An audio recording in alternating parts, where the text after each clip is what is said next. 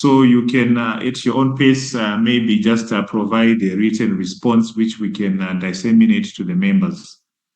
I hope that will be okay with you.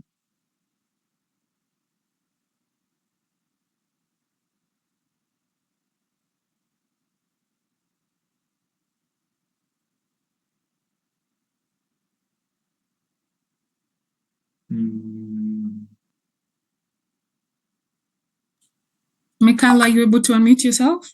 Thank you.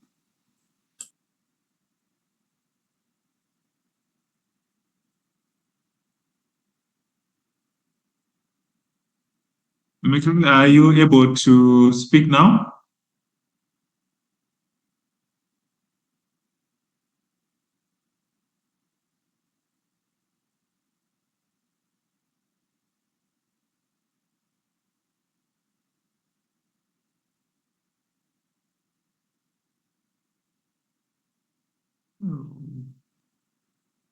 Let's see here. He is not in the. Oh, okay. It's just a Michael. Okay, all right. Yeah. I've asked him to unmute, although I don't know. Maybe he has. Are you not able to? I'm not able to unmute him him? myself. No, I can only request him to unmute. Okay. Yeah.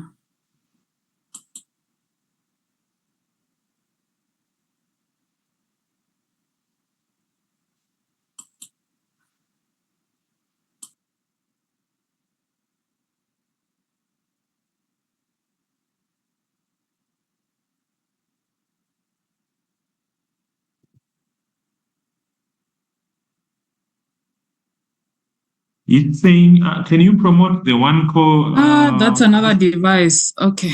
Yeah. Yeah.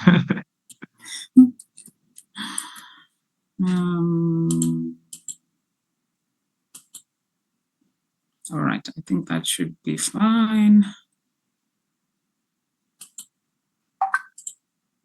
Okay. Yes. That's my call. Yeah.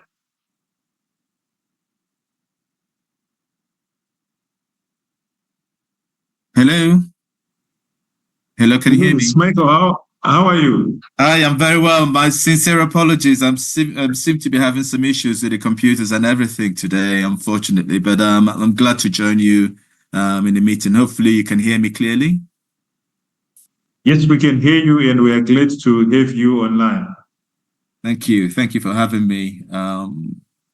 Yes. All right. So Michael, I think you can just start by a brief introduction of yourself, and then you can delve straight into your presentation. But it's good to have you. Should I share my presentation myself, or is that the idea? Yes, you share from your side. Okay. Okay. So my name is Michael Diego. I am with CEPI, so I'm a CMC technology lead at CEPI, working with the manufacturing and supply chain division. I've been with CEPI for a year and a half. I joined in January last year within the manufacturing and supply chain division. Prior to CEPI, I've had about 24 years experience working in industry, as well as high value manufacturing catapults in the manufacture of essentially biologics. And in a recent year and a half, I've been involved more in the manufacture of vaccines. So vaccines is a new and interesting area of development at the moment. And within CEPI, I work within the managing a call that we launched recently regarding the manufacturing of vaccines. Particularly in response to emerging outbreaks. So I guess through this presentation, what I would like to do is give a perspective from CEPI's view on how to what we're trying to do in terms of speeding up the vaccine development space. I'm hoping that you can see my presentation. Not yet. Not yet. Yeah. Let me see.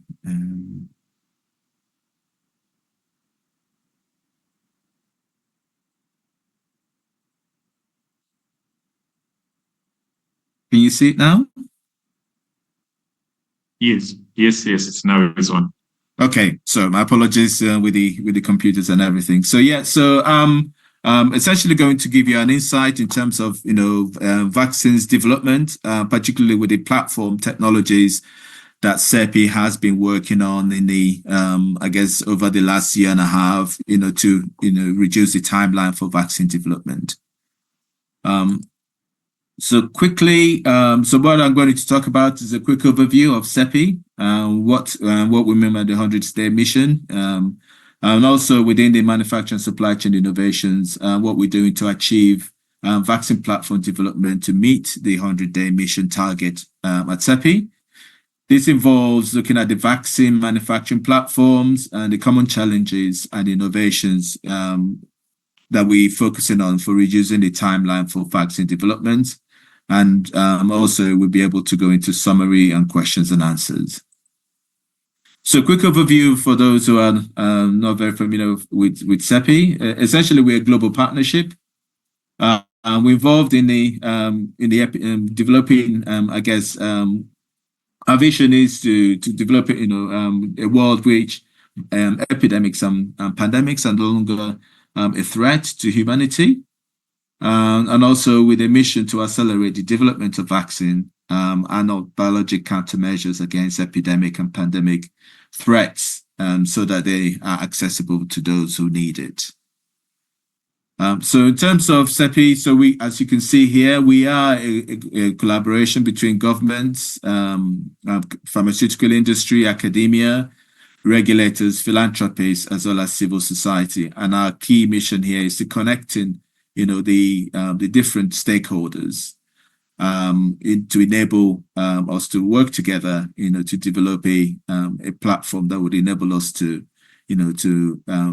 cater for the needs in vaccines in neglected diseases. So CEPI's portfolio of vaccines, so we are up to date. We have been working on at least 50 projects. Particularly looking at the chikungunya, Lassa fever, the MERS-COVID vaccine, the Nipah vaccine, as well as I guess SARS-CoV-2, which we have been involved in at least 14 projects in that area, and also looking at broadly protective diseases, where we're looking at maybe multivalent vaccines, which will enable us to have a vaccine that could protect individuals against different variants of a disease. Obviously, Rift Valley fever as well. And we were also working in terms of preparing for the Disease X platform.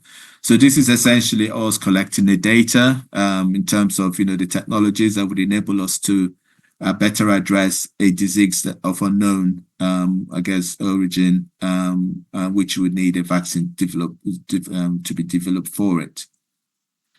So as we all well know, the COVID-19 pandemic resulted in about 7 million lives lost. The expected, impact of that in terms of the economy is still, growing, probably going up to about $28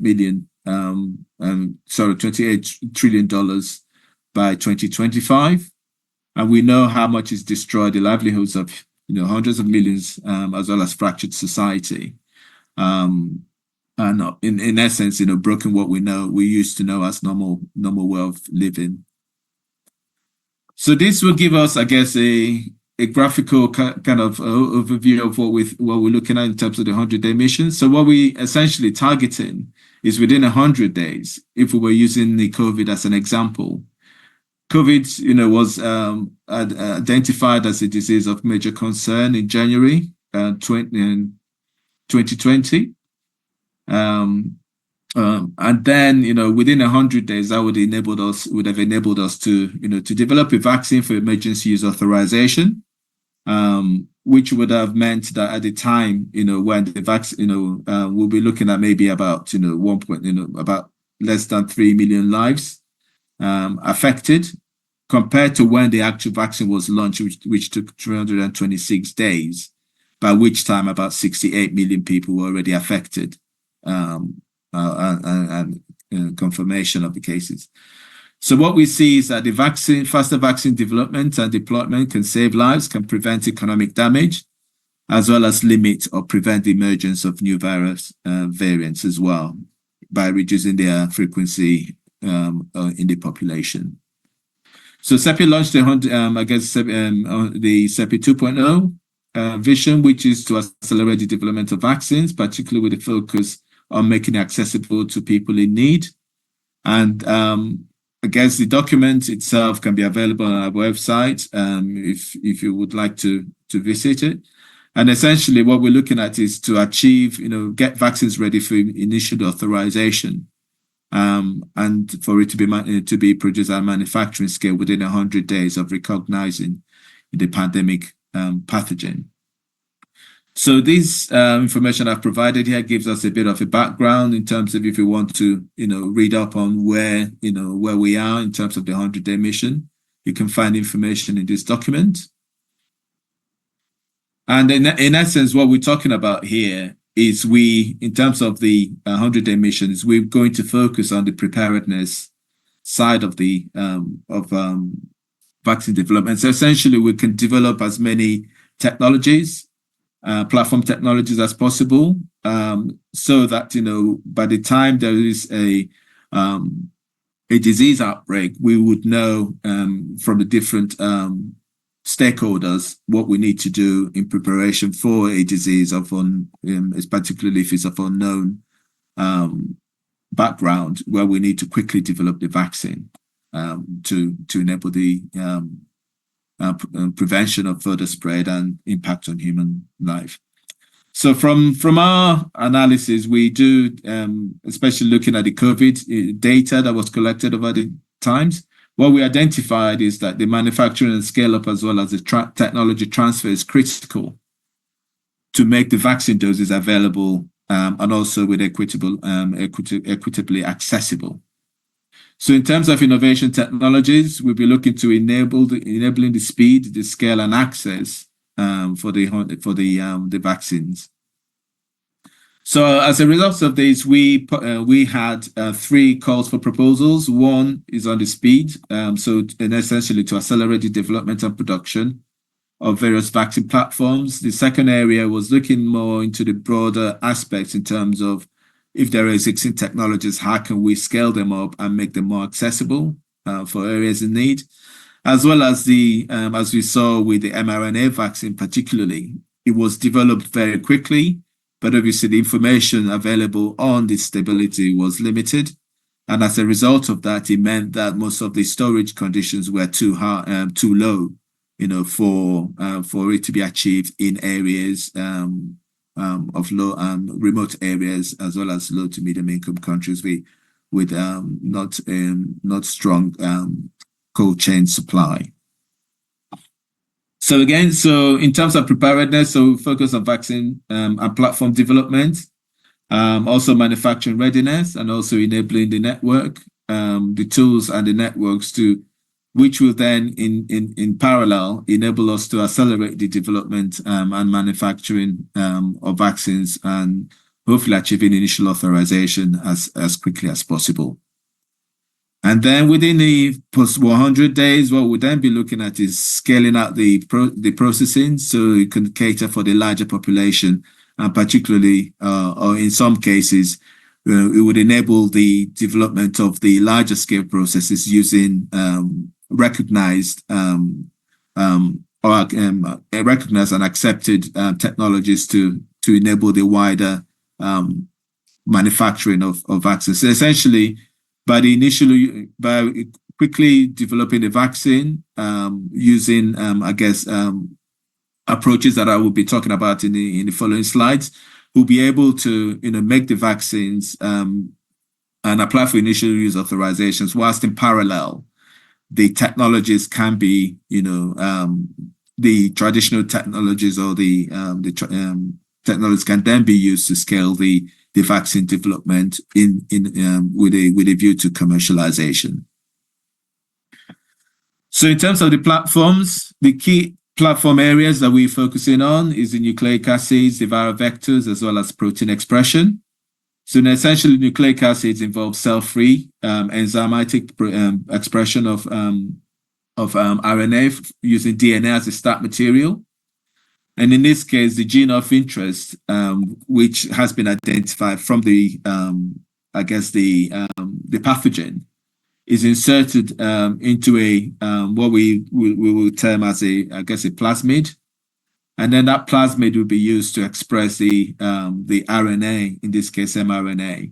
I've put here a diagram here just to kind of explain that as well. So the gene of interest is incorporated into the RNA and into the DNA, and then used to express RNA.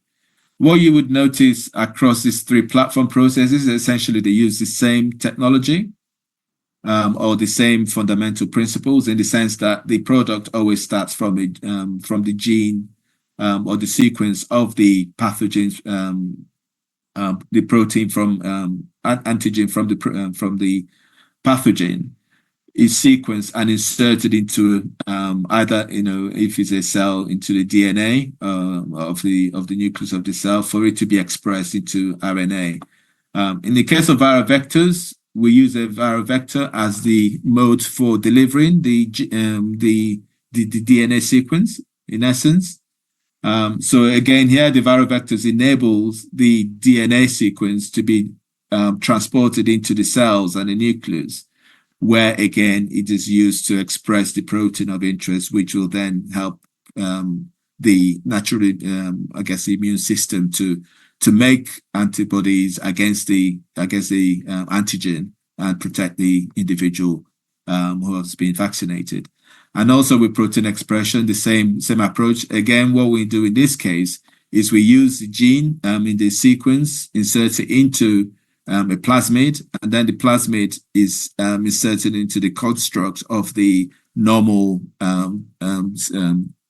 expression system in the cells, and then the cells produce the proteins as part of its natural cycle. So here I've got a quick, overview of the COVID vaccines that we've been working on. So again, you can see that they are produced, either with DNA, from DNA mRNA, viral vectors, or protein expression systems.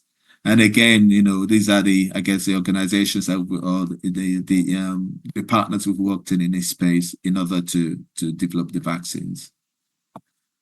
And it's something, that'd be useful to point out in terms of the, what we've found in terms of the challenges that will enable us to, to meet the critical, to reach the critical, address the critical path to vaccine development. We've identified that cell-based steps, because in most cases, especially if it's mammalian cells, you need to grow the cells. Bacterial cells typically grow quicker, so the product tends to be the timelines tend to be less, but obviously because they are from bacteria, they might not have the the glycosylation patterns that are required to some in some cases make the protein to the right conformation.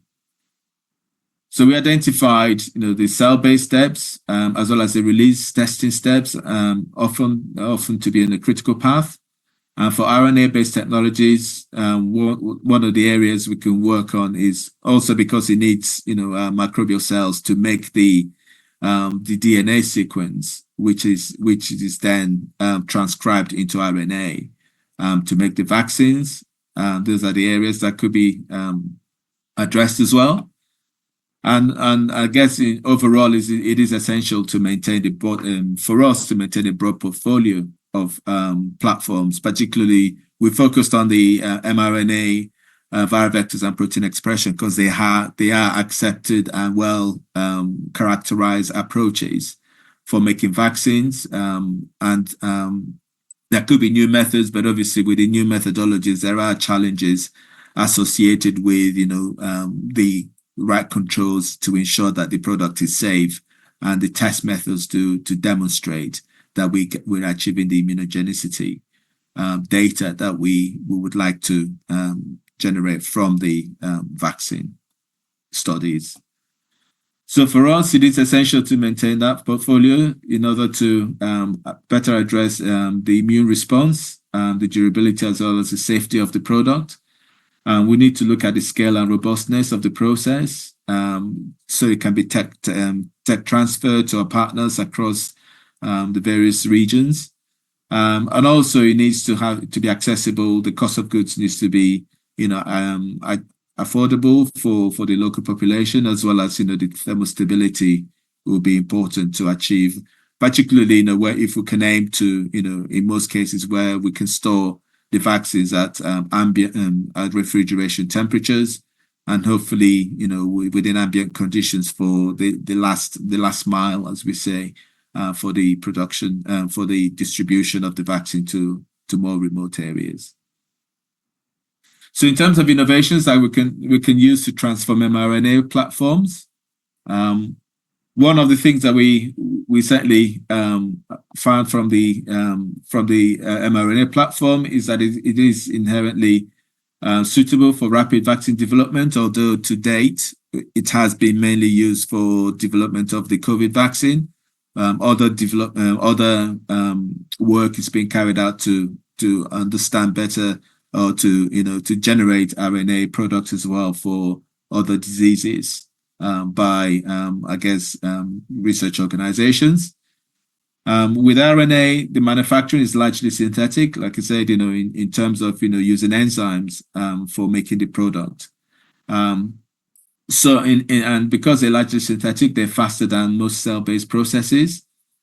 And also, I guess it can be looked as it can be defined as a platform in the sense that what you need to have different with it manufacturing is the sequence of the protein antigen that you need to generate. That would be the slight difference in terms of the development of a new vaccine. And also, it was the first first COVID clinical trial material was delivered to clinic sites within 42 days of the the release of the sequence. So, in essence, the RNA platform is probably the quickest so far. That will be able to to generate vaccines rapidly for use in emergency use authorization for protecting affected populations from the spread of disease. But there are still some challenges on how we can improve the vaccine development, particularly with synthetic DNA, with the RNA. One of the key areas or key limitations is the availability of plasmid DNA.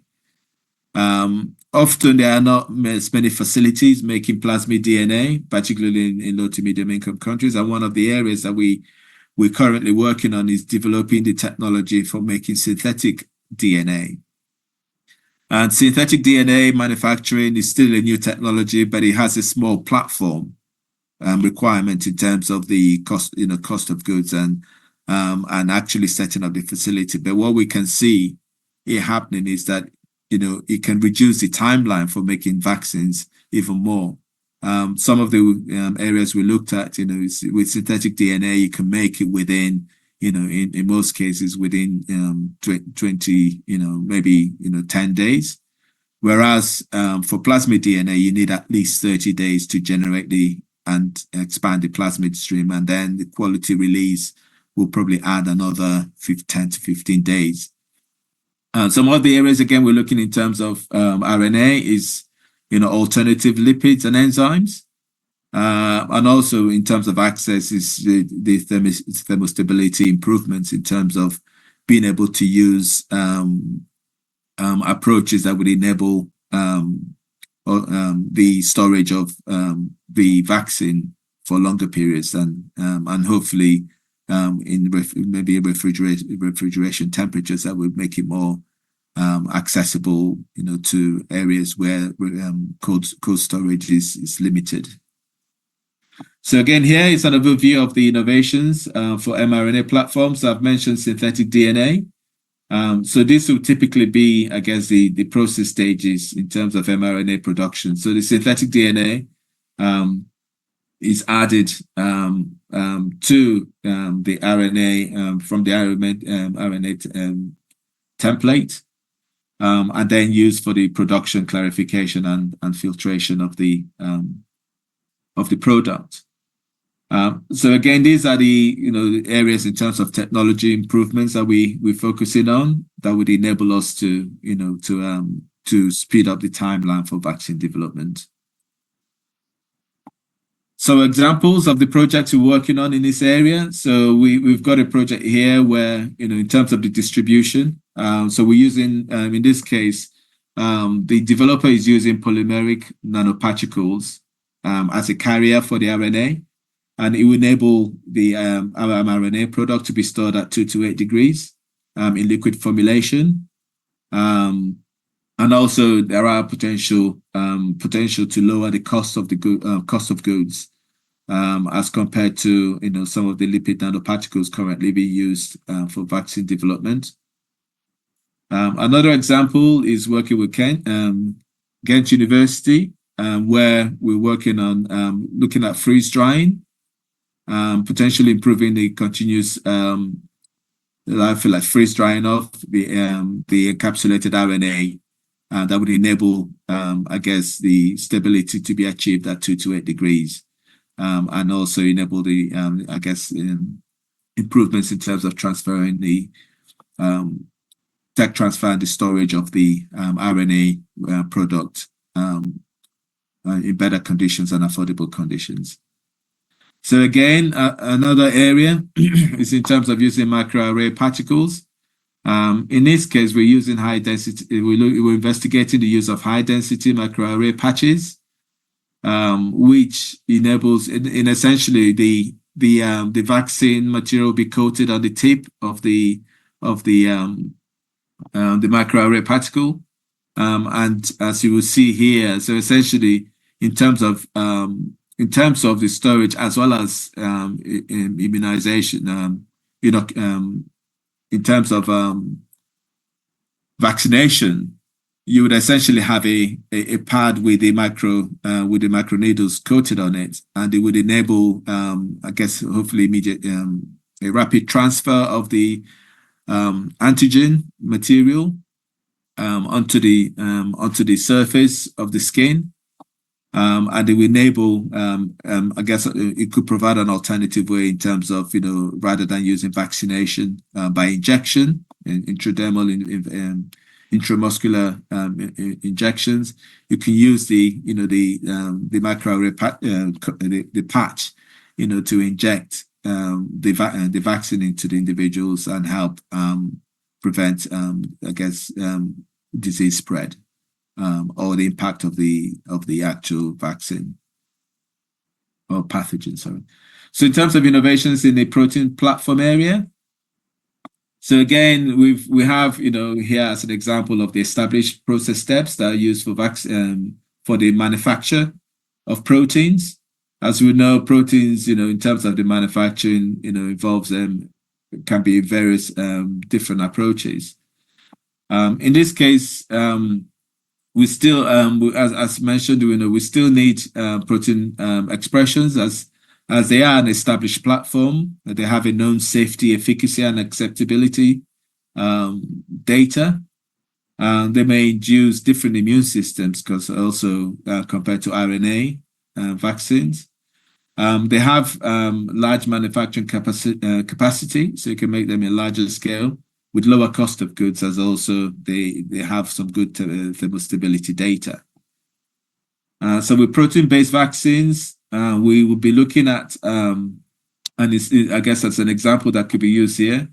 It took longer, I guess, to manufacture compared to RNA material, basically because we need to, to go through the cell line development and generate the master cell bank for it to be used with, to then produce a vaccine. The stable clone selection, for generating the cell line does take a long time compared to the RNA vaccines. In this case, we're looking at 3 to 4 months potentially. And also every protein is different, so the conditions have to be optimized for each of the, each vaccine or pathogen the vaccine is being developed for. So again, in this area, so one of the projects that we're looking in this case is we're using insect cell, particularly looking at cell larvae, to use the cell larvae, in this case from a Lepidoptera chrysalis, to generate the vaccine material. So essentially, in this case, we're using looking at baculovirus to generate the an insect pupa technology that could be used to generate the vaccine. The advantages we see with, I guess, using insect chrysalis will be that, you know, we don't have we will have a bioreactor-free platform.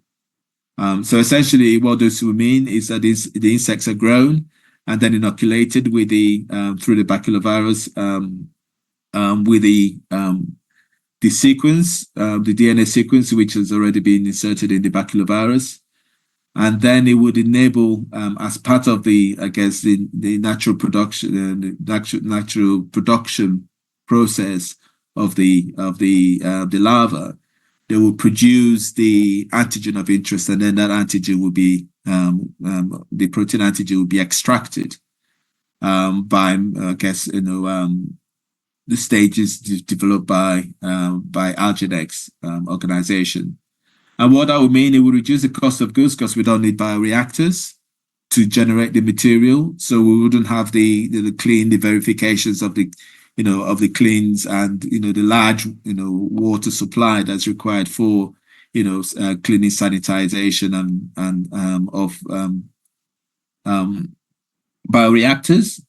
And also it has this, you know, this, in terms of scalability, is a lot more direct in the sense that rather than scaling to larger containers, what we do is have more, you know, injecting more of the pupae. So we'll have a larger cluster of the chrysalis to work with.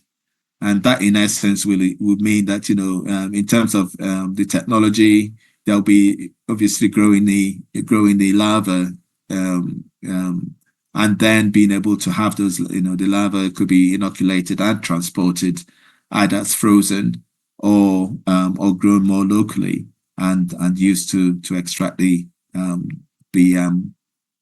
antigen of interest to use to develop vaccines. So the next example here is where we're looking at cell-free. Again, cell-free approach is quite an interesting technology. In some cases, it has been used more in around the gene therapy side and cancer treatment section. In this case, we're using cells optimized from a tobacco plant cell, and essentially the tobacco plant cells are grown, and then the the components within the cells are broken. So the cells are essentially broken down or disrupted, and the components required to make the protein are extracted into a lysate. And then within that lysate, we have, you know, active materials such as the mitochondria. And what this means is that, you know, we're able to then use the lysates, which we've shown here, I guess, diagrammatically.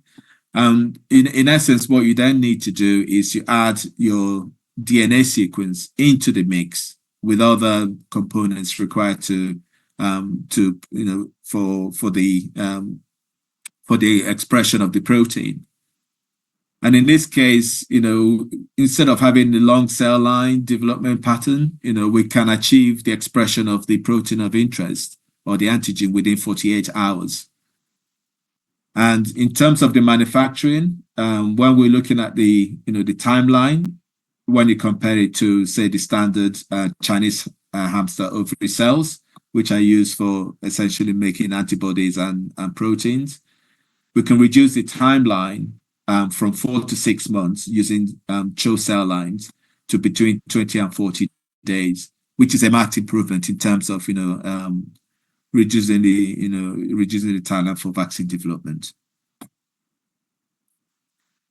So in terms of innovations that we're looking into these areas, so we are at this stage where we are currently doing some proof of concept data collection.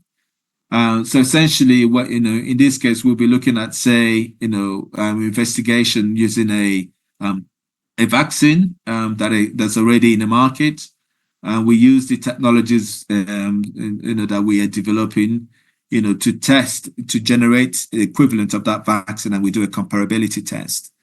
From the comparability and immunogenicity test, we demonstrate that the vaccine is essentially of the same quality and induces the same immunogenicity to a standard vaccine that's made using the more established approaches.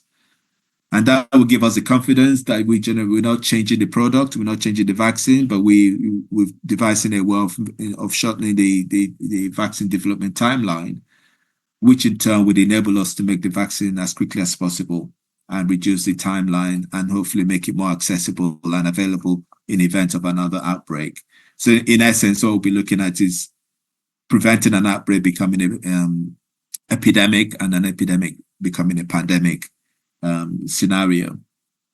And then once we've developed and demonstrated the vaccines, the vaccine or active ingredient, the key antigen for the vaccine, it's, we haven't changed it and the product is essentially similar to the standardized approach.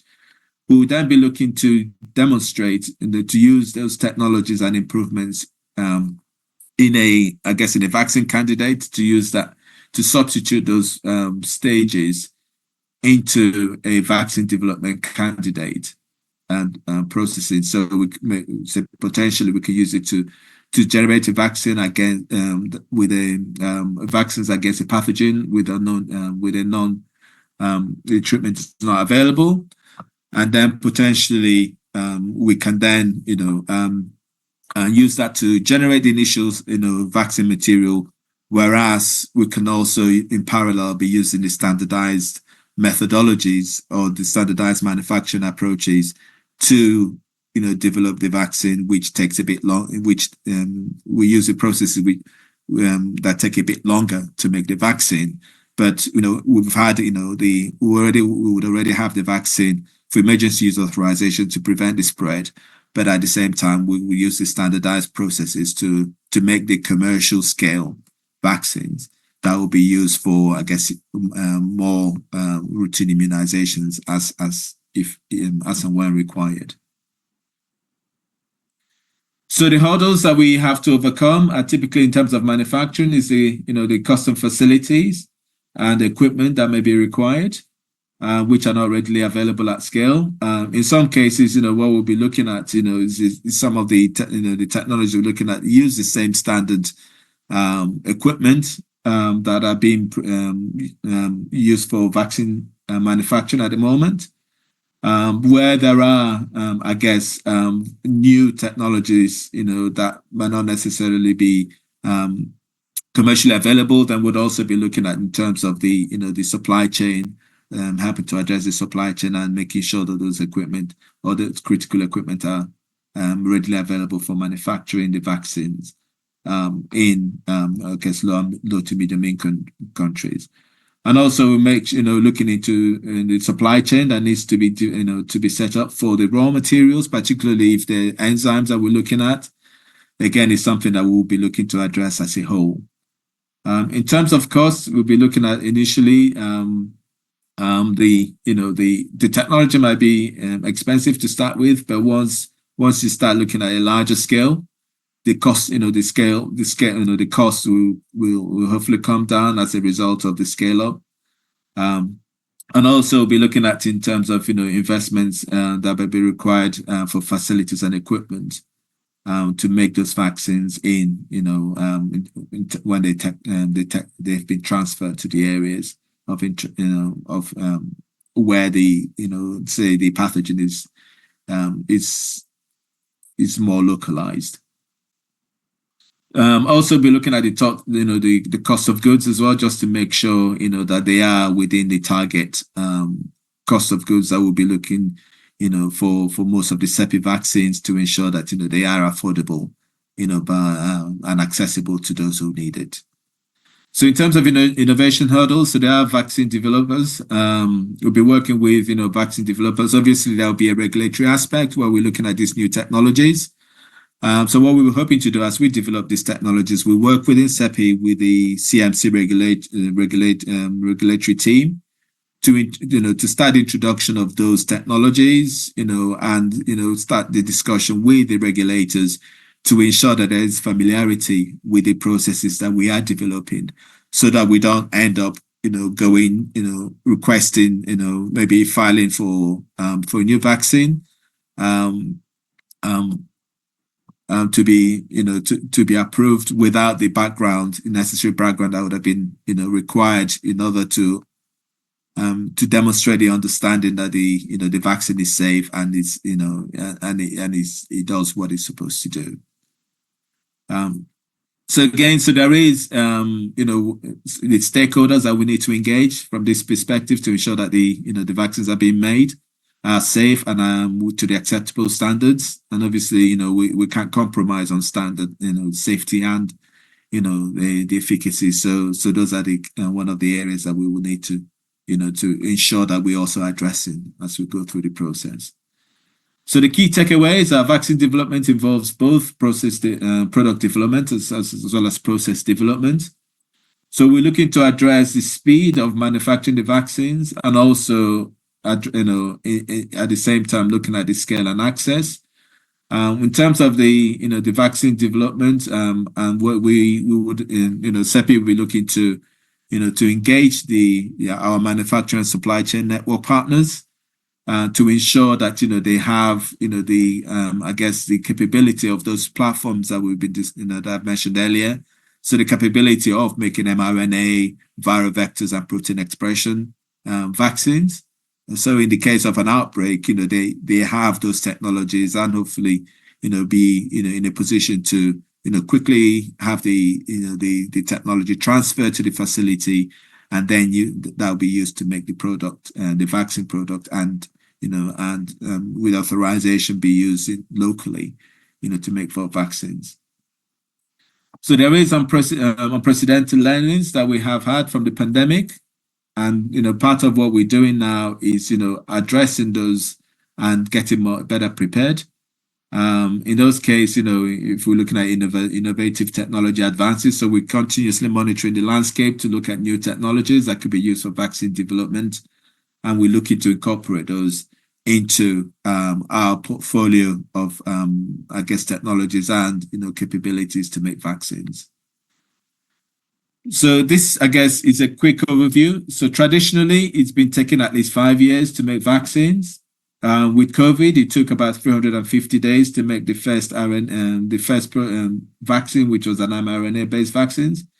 We've looked at how best we can compress the timelines, but in most cases, what we've achieved is between 250 and 300 days.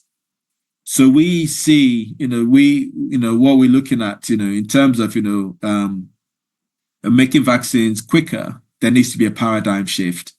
And that paradigm shift means, front loading the readiness side, making sure that we have the facilities in place to enable, the development, so everybody knows what they need to do in terms of an outbreak, how we can, make the vaccines as quickly as possible, and accessible. So our ultimate, I guess, target is that vaccines should be ready for initial authorization, and manufacturing at scale within 100 days of recognition of a pandemic pathogen, particularly when appropriate. And as I've mentioned, to achieve those, these are the kind of the stages that we need to, to work on, which, particularly, looking at front loading, in preparedness, as well as breaking the boundaries between development and intervention. So we're looking at preparedness, response, as well as the rollout and review of the vaccine, and also in some cases, expanding the clinical evidence as is being generated. So in essence, achieving a 100-day mission would give us a fighting chance, to tackle and contain outbreaks close to source before it spreads across the world. But this would only work if the vaccines are deployed in the country or the region affected by the outbreak, regardless of where that may be. And also it requires a fundamental shift in the international collaboration and cooperation towards a system founded by the principles of equitable access. So these are, again, a breakdown of the areas we're working on. So we have our manufacturing and supply chain network that we're developing, and it's increasing in terms of numbers. So those partners, we're still looking at kind of a longer term manufacturing. So we've got a long-term plan with them. We also working within, developing new vaccines, with partners across, the globe. And also CEPI is working on a centralized lab network that would help, detect the vaccine, a pathogen as early as possible, and also help with the clinical validation work in terms of, getting the vaccines authorized. So in terms of regulatory initiatives, so there are ways that we should be working together to enable the, the development and acceptance of the vaccine. So in this case, what we'll be looking at is accelerating all aspects of product development and also identifying opportunities for early development. So as part of preparation, it will be to enable the maximal use of platform data that we and pre-approved documentation. So some of the work we're doing is looking at the CMC guidelines that have been developed within CEPI and to help evaluate products and develop the pathways for any acceleration or streamlining processes. And then we'll be able to identify circumstances to accelerate the development and the deployment based on the anticipated benefit risk of obviously the use of the vaccine.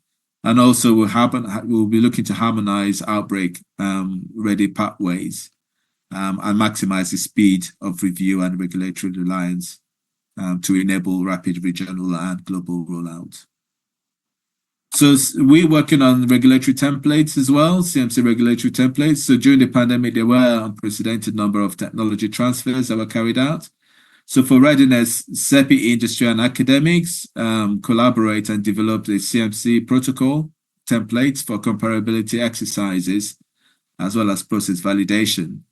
So we'll be looking to consult against the global health authorities and also gain feedback and endorsement for the template approaches that have been delivered. And I think I can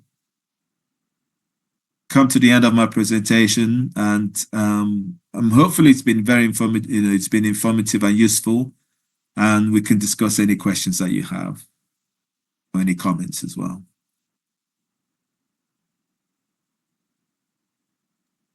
All right. Thank you, Michael. What a great presentation once again.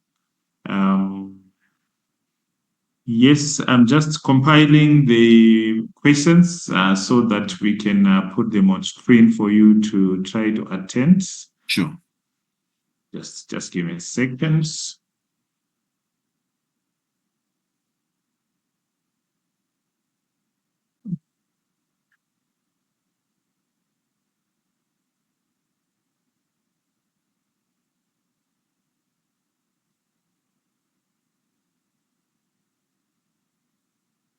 Right, so I guess you can start try to attend to some of these questions.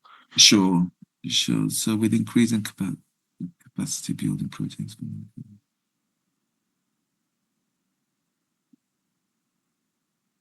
Yeah, formulation of DS. Can you scroll down a bit?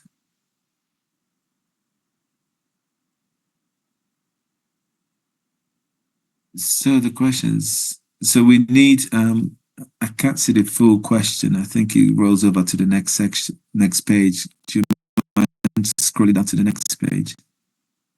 Yes. With the increase in capacity building projects for manufacturers and regulators in Africa, is CEPI considering the possibility of manufacturers in Africa engaging in downstream manufacturing, notably formulation of drug substance into drug products, that is the mRNA, as well as